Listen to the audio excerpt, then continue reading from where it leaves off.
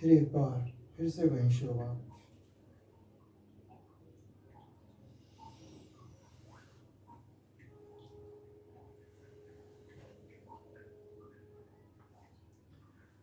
मैं नहीं जानता कि आप क्या सोच रहे हैं, मैं कौन हूं और क्या आशा कर रहे हैं कि मैं क्या कहने जा रहा हूं।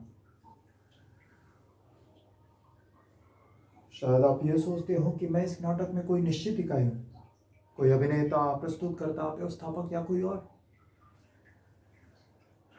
परंतु मैं अपने संबंध में निश्चित रूप से कुछ नहीं कह सकता, उसी तरह से जिस तरह से इस नाटक के संबंध में कुछ नहीं कह सकता। ये नाटक भी अपने में मेरी तरह अनिश्चित है, और अनिश्चित होने का कारण ये है कि, परंतु कारण पे बात करना बेकार है। कारण तो हर एक चीज का कुछ न कुछ होता है। हालांकि ये आवश्यक नहीं कि जो कारण दिया जाए वही वास्तविक कारण हो।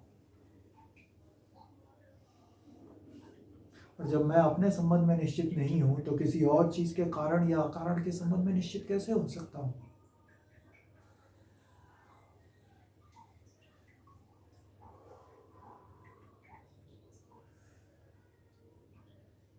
मैं वास्तव में कौन हूं?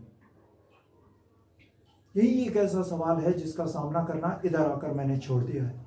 जो मैं इस मंच पर हूं वो यहां से बाहर नहीं हूं, और जो बाहर हूं, खैर, इसमें आपकी क्या दिलचस्पी हो सकती है कि मैं यहां से बाहर क्या हूं। शायद अपने बारे में इतना कह देना काफी है कि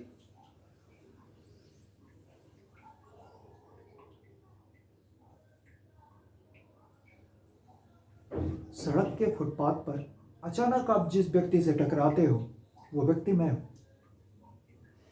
आप सिर्फ मुझे घूर कर देख लेते हो, इसके अलावा कोई मतलब नहीं रखते कि मैं कहाँ रहता हूँ, क्या काम करता हूँ, किस किस से मिलता हूँ, किन किन परिस्थितियों में जीता हूँ।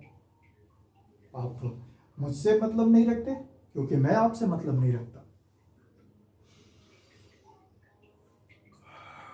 टकराव के क्षण आप मेरे लिए वही होते हो जो मैं आपके लिए होता हूँ।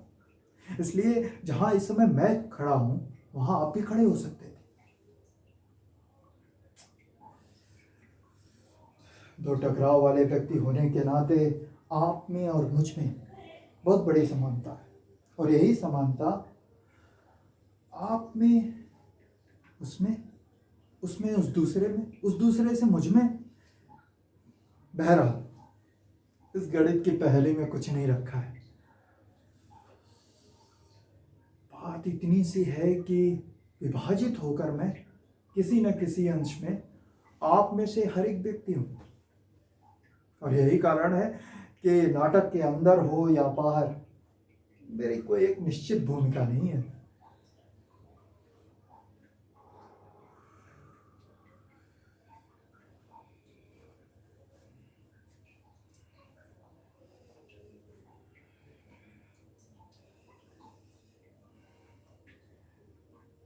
मैंने कहा था यह नाटक भी मेरी तरह निश्चित है, और इसका कारण भी यही है कि इसमें मैं हूं। मेरी वजह से इसमें सब कुछ निर्धारित या अनिर्धारित है। एक विशेष परिवार, उसकी विशेष परिस्थितियां। परिवार दूसरा होने से परिस्थितियां दूसरी होती, लेकिन मैं वही रहता और सब कुछ इसी तरह से निर्धारित करता। उस परिवार की स्त्री के स्थान पर कोई दूसरी स्त्री किसी दूसरी तरह से मुझे झेलती, या वो मेरी भूमिका ले लेती और मैं उसकी भूमिका लेकर उसे झेलता। नाटक अंत तक फिर भी इतना ही अनिश्चित बना रहता। ये तय करना इतना ही मुश्किल होता कि इसमें मुख्य भूमिका किसकी थी, मेरी, उस स्त्री की, परिस्थिति की, या तीनों के बीच में उठते सवालों की।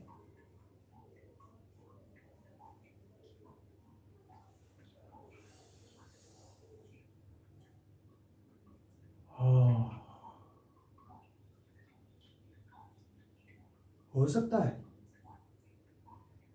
मैं एक अनिश्चित नाटक में एक अनिश्चित पात्र होने की सफाई भर पेश कर रहा हूं। हो सकता है यह नाटक निश्चित रूप ले सकता हो, किन्हीं पात्रों को निकाल देने से, एक दो पात्रों को जोड़ देने से, कुछ भूमिकाएं बदल देने से, कुछ पंक्तियों को घटा देने से, कुछ पंक्तियों को बढ़ा देने से, या कुछ परिस्थितियों में फेरबदल कर देने से